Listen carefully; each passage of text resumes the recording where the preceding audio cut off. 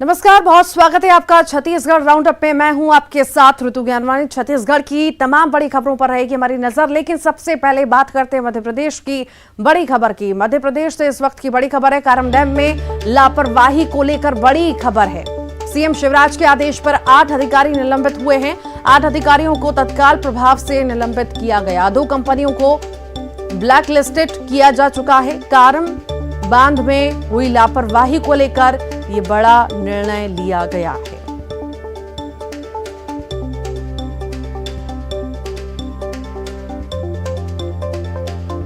कारम डैम में हुई लापरवाही को लेकर ये बड़ा एक्शन लिया गया है। इस वक्त की बड़ी खबर आपको बता रहे हैं, कारम डैम में हुई लापरवाही को लेकर ये बड़ा अपडेट, बड़ी कार्रवाई हुई है। सीएम शिवराज के आदेश पर 8 अधिकारी निलंबित हुए हैं। 8 अधिकारियों को तत्काल प्रभाव से निलंबित किया गया। 2 कंपनियों को ब्लैकलिस्टेड किया जा चुका है।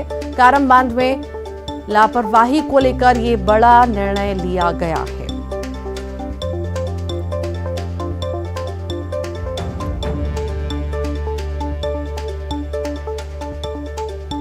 सीएम शिवराज के आदेश पर 8 अधिकारियों को निलंबित किया गया है। 8 अधिकारियों को तत्काल प्रभाव से निलंबित किया गया। और इसी पर अधिक जानकारी के लिए मनोज हमारे साथ लाइव जुड़ गए हैं। मनोज, बड़ी लापरवाही जो बढ़ती गई कारम डैम मामले में, उसमें बड़ा एक्शन लिया गया है। 8 अधिकारियों पर गाज गिरी है, निलंबित हो चुके हैं। जी बिल्कुल, लगातार इस पूरे मामले में मुख्यमंत्री शिवराज सिंह चौहान का एक्शन जारी है। इससे पहले 2 जो निर्माण की पूर्व कंपनियां थी उनको ब्लैक लिस्ट करने का काम जो है वो सरकार के द्वारा किया गया था, लेकिन अब ये एक्शन आगे बढ़ते हुए, क्योंकि जो 8 अधिकारी हैं जो कि जल संसाधन विभाग से हैं, उन्हें भी सस्पेंड करने का काम किया है। इसको लेके तमाम दिशा निर्देश जांच के संबंध में पहले ही जारी कर दिए गए थे। और जो अभी जो आदेश जारी किए गए हैं मंत्रालय की तरफ से, उस आदेश में इस बात का जिक्र है और ये बताना भी जरूरी है कि किस तरीके की लापरवाही बरती गई थी। इसमें बताया गया है कि जो अपर सचिव जल संसाधन विभाग के हैं, उनकी अध्यक्षता में जो समिति गठित की गई थी, उसी समिति की जो प्रारंभिक रिपोर्ट है, यानी हम इसे कह सकते हैं कि जिन 8 अधिकारियों पे कार्रवाई की गई है, उसका आधार ये जांच कमेटी की प्राथमिक रिपोर्ट है। हालांकि पूरी रिपोर्ट अभी आना बाकी है। और इसमें ये बताया गया है कि जो प्लानिंग की जानी थी, उस प्लानिंग के तहत जो है वो काम नहीं किया गया और बिना नाला क्लोजर के जो है वो कार्य प्रारंभ कर दिया गया, जिसके कारण बांध के कई हिस्सों में खामियां आई, कमियां आई और जो मिट्टी थी वो फिसली। और यही सबसे बड़ी वजह बताई गई इस आदेश की जो कॉपी है उसमें, कि किस तरीके से जन धन और पशु का जो है वो हानि हुई है, नुकसान हुआ है। तो ऐसे में सीधे तौर पे इस प्राथमिक जांच रिपोर्ट में उन कारणों को भी बताया गया है कि किस तरीके से बिना चीजों को किए, बिना नियम के तहत जो है वो काम को करने का काम किया गया। और यही सबसे बड़ी कारण है कि जो जांच कमेटी बनाई गई थी, उसकी जो प्राथमिक रिपोर्ट सामने आई है, उसी रिपोर्ट के आधार पे 8 बड़े अधिकारियों पे कार्रवाई करने का काम मुख्यमंत्री शिवराज सिंह चौहान ने किया। हालांकि ये प्राथमिक रिपोर्ट है। मनोज, पहले ही दिन से हमने देखा कि जिस तरह से लापरवाही कारम डैम में बढ़ती गई, सरकार आक्रामक थी उसी दिन से ही और लगातार एक्शन लिए जा रहे थे। पहले कंपनी को ब्लैकलिस्टेड किया, 8 अधिकारी पर गाज गिरी है। तो कहीं ना कहीं अभी ये माने कि कड़ाई से जांच चल रही है और अभी तो प्राथमिक जांच ही हुई है, अभी और सारे कई अधिकारियों पर गाज गिर सकती है। जी बिल्कुल, अपर सचिव जल संसाधन विभाग की जो कमेटी जो बनाई गई थी, उसी की जो प्राथमिक जांच रिपोर्ट है, ये बिल्कुल सही है। ये पहली जांच रिपोर्ट हम इसे कह सकते हैं। हालांकि अभी अन्य पहलू पे जांच होना बाकी है और यही कारण है कि जो 5 दिन में जांच रिपोर्ट पूरी तैयार करने की बात की गई थी, हालांकि 5 दिन में पूरी नहीं हो पाई। लेकिन अब जो जांच रिपोर्ट निकलकर सामने आई है प्राथमिक तौर पर, उसी के आधार पर यह कार्रवाई की गई है। अभी और कई बड़े कार्रवाई जो है इस पूरे मामले में होना बाकी है, क्योंकि तकनीकी रिपोर्ट और तमाम पहलुओं पे जो रिपोर्ट बनाई जा रही है अभी वो पूरी नहीं हुई। लेकिन जो प्राथमिक आधार पे जो अभी तक जो बातें निकलकर सामने आई, जो प्राथमिक तौर पे लापरवाहियां निकल के सामने आई है, उसी के आधार पे ये कार्रवाई करने का काम मुख्यमंत्री शिवराज सिंह चौहान ने किया और मुख्यमंत्री शिवराज सिंह चौहान ने तत्काल प्रभाव से जो है इन 8 अधिकारियों को सस्पेंड किया है। आने वाले समय में इस पूरे मामले में आगे कई बड़ी कार्रवाई होना बाकी है। जी, बहुत शुक्रिया मनोज जानकारी को साझा करने के लिए। मध्य प्रदेश से इस वक्त की बड़ी खबर आपको बता दें, एमपी में सरकारी पदों पर भर्तियां होंगी। 1 लाख पदों पर भर्ती की तैयारी है। सीएम शिवराज ने रिक्त पदों को भरने के लिए विभागीय अफसरों के साथ बैठक की। 21 बड़े विभाग में 93,681 रिक्त पदों पर भर्ती होगी। स्कूल शिक्षा जनजाति विभाग में 30 पदों पर भर्ती होगी। पीएचई और स्वास्थ्य विभाग समय दूसरे विभागों में लगभग 1 लाख पदों पर भर्ती होगी। सीएम शिवराज ने जल्द भर्ती प्रक्रिया शुरू करने के निर्देश दे दिए हैं। पारदर्शी तरीके से मिशन मोड पर भर्तियां होंगी। विस्तृत रिपोर्ट सामान्य प्रशासन विभाग को देना होगी। निर्धारित प्रक्रिया में ये भर्तियां होंगी।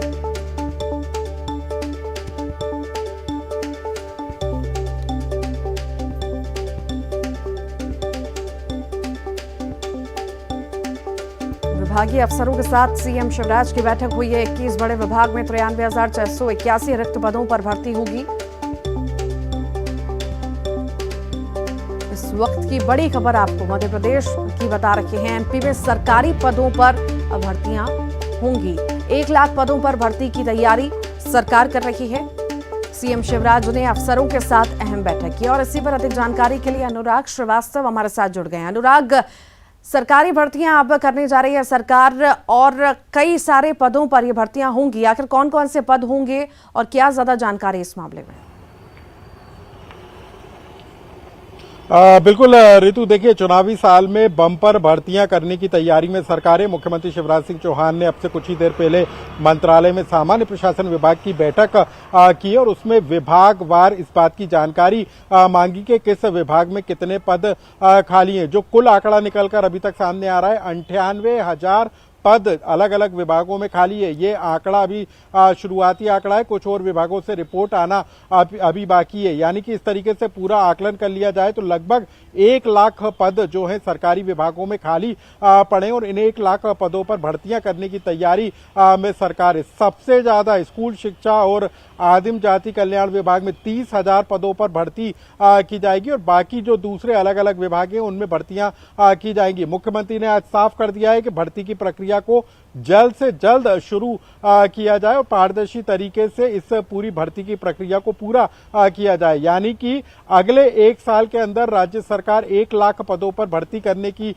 तैयारी है और लंबे समय से जो सरकारी भर्ती में इंतजार कर रहे जो बेरोजगार हैं उनके लिए ये अच्छी खबर कही जा सकती है कि अगले 1 साल में वो अलग अलग विभागों में जो खाली पद पड़े हैं और जो सरकारी पदों पर जाना चाहते हैं वो इन भर्तियों के जरिए अपनी सेवाएं सरकार के लिए दे सकेंगे। ऋतु जी, बहुत शुक्रिया अनुराग जानकारी को साझा करने के लिए।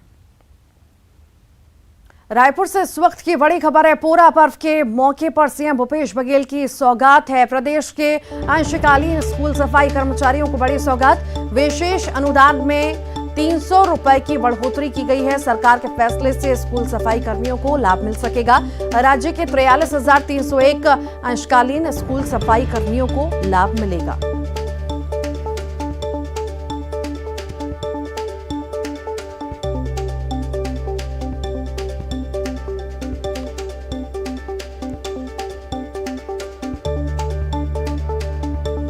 पोरा पर्व पर सरकार की ओर से बड़ा तोहफा ये मान सकते हैं स्कूल सफाई कर्मियों के लिए। बड़ा लाभ इससे मिल सकेगा सफाई कर्मियों को, स्कूल सफाई कर्मियों को। पोरा पर्व के मौके पर सीएम भूपेश बघेल ने बड़ी सौगात दी है। प्रदेश के अंशकालीन स्कूल सफाई कर्मचारियों को ये बड़ी सौगात मिलने जा रही है। विशेष अनुदान में 300 रुपए की बढ़ोतरी की गई है। सरकार के फैसले से स्कूल सफाई कर्मियों को लाभ मिल सकेगा। और इसी पर अधिक जानकारी के लिए देवव्रत हमारे साथ फोन पर जुड़ गए हैं। देवव्रत, सफाई कर्मी, स्कूल सफाई कर्मियों को बड़ी सौगात भूपेश बघेल द्वारा। जी बिल्कुल, सौगात मिली है क्योंकि इससे पहले हड़ताल कर रहे थे अंशकालीन स्कूल सफाई कर्मचारी और स्कूलों की सफाई व्यवस्था पर इसका बुरा असर पड़ रहा था। लिहाजा मुख्यमंत्री से सीधे जो बातचीत थी अंशकालीन स्कूल सफाई कर्मचारियों की वो 20 अगस्त को हुई थी और इसके बाद एक तरह से पूरा त्योहार पे ही इन्हें तोहफा दिया गया है। मुख्यमंत्री द्वारा मासिक वेतन में 300 रुपए प्रति माह की बढ़ोतरी जो है वो दी गई है। और एक तरह से इस बढ़ोतरी के बाद अंशकालीन जो स्कूल सफाई कर्मचारी हैं, उन्होंने काम बंद हड़ताल को वापस ले लिया है और काम पर लौट गए हैं। और हड़ताल वापस लेने की जो सहमति और सूचना पत्र है वो संघ की ओर से आज स्कूल शिक्षा जो सचिव है शिक्षा विभाग को सौंपा गया है। और 2 बिंदुओं में संघ ने मांग रखी थी और निदान की मांग की थी, और इस पर मुख्यमंत्री ने संवेदनशीलता से पूरा विचार किया और राज्य के स्कूलों में जो भी कर्मचारी काम कर रहे थे अंशकालीन, क्योंकि ये कर्मचारी काम करते हैं, तो विशेष अनुदान के तहत 300 रुपए प्रति माह की बढ़ोतरी की स्वीकृति मुख्यमंत्री ने दी है। और अब जो सब स्कूल के जो अंशकालीन सफाई कर्मचारी हैं वो अपने काम पर लौट गए हैं। जी ठीक, बहुत शुक्रिया जानकारी को साझा करने के लिए देवव्रत। कोंडागांव से बड़ी खबर, आबकारी मंत्री कवासी लखमा की तबीयत बिगड़ी है। बस्तर आदिवासी विकास प्राधिकरण की बैठक में शामिल होने पहुंचे थे। सर्किट हाउस में डॉक्टरों की टीम ने मंत्री जी का स्वास्थ्य परीक्षण किया और रायपुर के लिए मंत्री रवाना हो गए। आबकारी मंत्री कवासी लखमा की अचानक से तबीयत बिगड़ी, बैठक में शामिल होने के लिए पहुंचे थे। बैठक में शामिल होने आए थे कवासी लखमा, उसी दौरान उनकी तबीयत बिगड़ी, डॉक्टरों की टीम पहुंची जांच पड़ताल की और उसके बाद रायपुर के लिए मंत्री जी रवाना हो गए।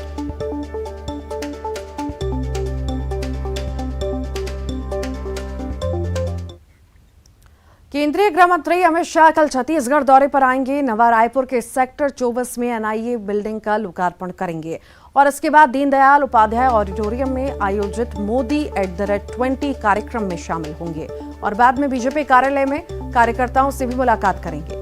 केंद्रीय गृह मंत्री अमित शाह के दौरे को लेकर प्रशासन ने पूरी तैयारियां कर ली हैं।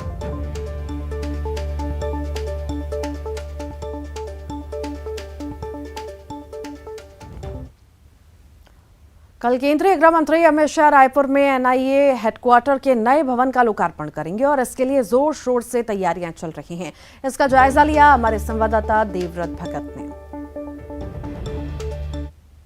मंत्री अमित शाह का छत्तीसगढ़ दौरा हो रहा है और अमित शाह यहां एनआईए के हेडक्वार्टर का लोकार्पण करने जा रहे हैं। ठीक मेरे पीछे जो आप बिल्डिंग देख रहे हैं, ये नेशनल इन्वेस्टिगेशन एजेंसी यानी एनआईए का दफ्तर है, जो कि नवा रायपुर में तैयार किया गया है। और जो मिनट टू मिनट कार्यक्रम आया है, तकरीबन 2 बजे का वो वक्त होगा जब अमित शाह रायपुर पहुंचेंगे और रायपुर एयरपोर्ट से सीधे एनआईए के इस नए कार्यालय का लोकार्पण करने वाले हैं। और एक तरह से कई विभिन्न कार्यक्रम भी रखे गए हैं, लेकिन इन तमाम कार्यक्रमों में अहम कार्यक्रम ये है कि एनआईए के दफ्तर का लोकार्पण यहाँ पर गृह मंत्री करने वाले हैं। और एक खास बात यह भी कि पंडित दीनदयाल ऑडिटोरियम में भी कई कार्यक्रम रखे गए हैं, जिसमें सेमिनार का आयोजन किया जा रहा है और उस सेमिनार में भी केंद्रीय गृह मंत्री शामिल होने वाले हैं। इसके अलावा मुख्यमंत्री ने भी अपने निवास में पोला पर्व पर शामिल होने का न्योता केंद्रीय गृह मंत्री को दिया है और ऐसे में विभिन्न कार्यक्रमों में अमित शाह शामिल होंगे। कैमरा पर्सन राजेंद्र सिंह चौधरी के साथ देवव्रत भगत, न्यूज़ 18। केंद्रीय गृह मंत्री अमित शाह के दौरे को लेकर सीएम भूपेश बघेल ने कहा कि केंद्रीय गृह मंत्री को उन्होंने फोन कर सीएम निवास आने के लिए आमंत्रित किया है। उन्होंने कहा कि पोला और तीज के अवसर पर उन्हें छत्तीसगढ़ की समृद्ध संस्कृति देखने के लिए आमंत्रित किया है।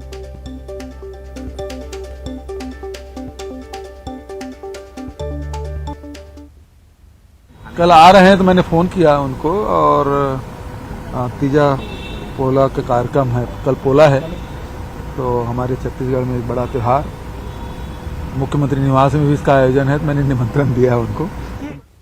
छत्तीसगढ़ में तीजा पोरा पर्व के लिए सभी तैयारियां पूरी हो गई हैं। सीएम निवास पूरी तरह से तीजा पोरा पर्व के रंग में रंग गया है। सीएम हाउस पूरी तरह से सज गया। ठेठ पारंपरिक अंदाज में मुख्यमंत्री निवास के प्रांगण को सजाया जा रहा है।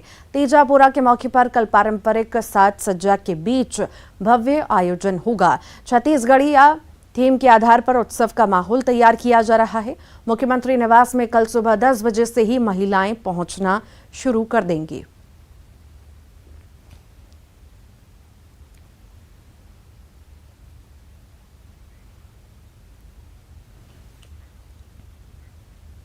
छत्तीसगढ़ में सरकारी कर्मचारियों की हड़ताल 5वें दिन भी जारी रही। महंगाई भत्ते समेत अन्य मांगों को लेकर कर्मचारियों की हड़ताल जारी है। पूरे प्रदेश में कर्मचारी हड़ताल पर हैं, जिससे लोगों की परेशानी बढ़ गई। आप अपनी टीवी स्क्रीन पर कांकेर, बलरामपुर और मुंगेली की तस्वीर देख रहे हैं, जहां पर विरोध प्रदर्शन जारी है। कांकेर में कर्मचारी अधिकारी फेडरेशन के धरना स्थल पर नोट उड़ाकर विरोध जताया गया।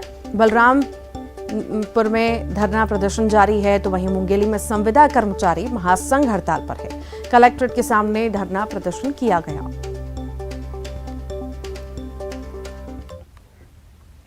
सुकमा के कोंटा विकासखंड स्थित पोटा कैबिन पेदा कुर्ती में मौसमी बीमारी से करीब 100 बच्चे पीड़ित हैं। इन सभी बच्चों को दोरनापाल अस्पताल लाया गया। वहां पर जांच की गई, जिसमें 40 बच्चों को सर्दी बुखार के सामान्य लक्षण मिले।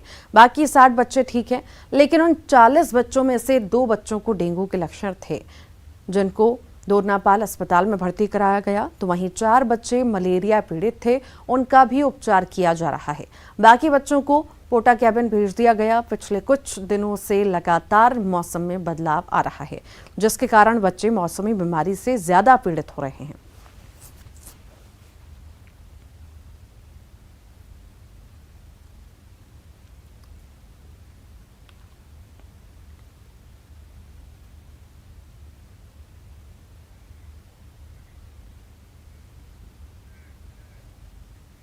यूक्रेन में चिकित्सा की पढ़ाई करने गए छत्तीसगढ़ के 207 एमबीबीएस छात्रों की याचिका सुप्रीम कोर्ट में मंजूर कर ली गई है। अब मामले की अगली सुनवाई 5 सितंबर को होगी।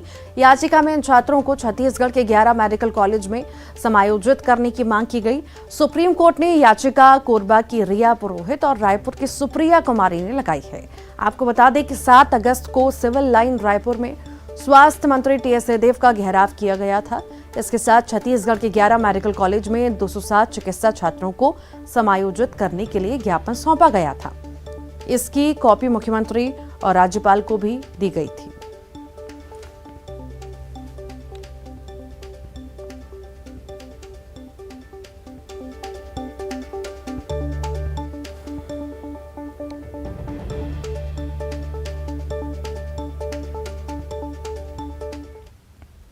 जबलपुर से इस वक्त की बड़ी खबर है। मोबाइल शॉप में ब्लास्ट हुआ है। मोबाइल की बैटरी फटने से बड़ा हादसा हुआ। दुकान में अफरा तफरी का माहौल बन गया। घटना का सीसीटीवी फुटेज भी वायरल हो रहा है। जयंती कॉम्प्लेक्स में स्थित दुकान में ब्लास्ट हुआ है।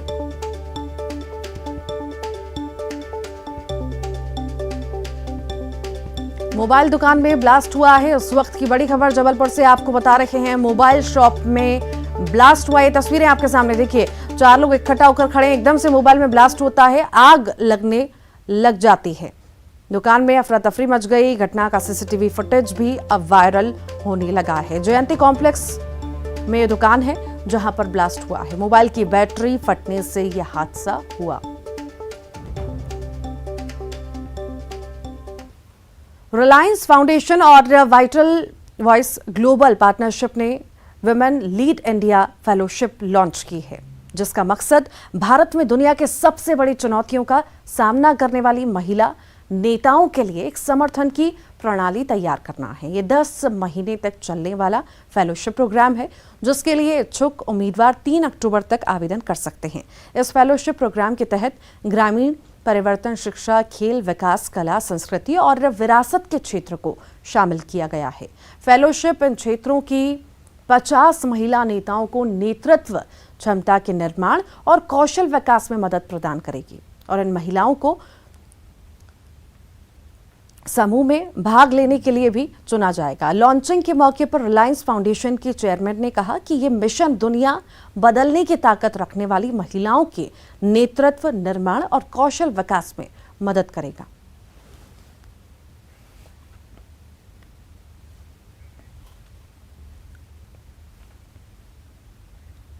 और इसी के साथ ही फिलहाल के लिए इस बुलेटिन में इतना ही। खबरों का सिलसिला लगातार जारी है।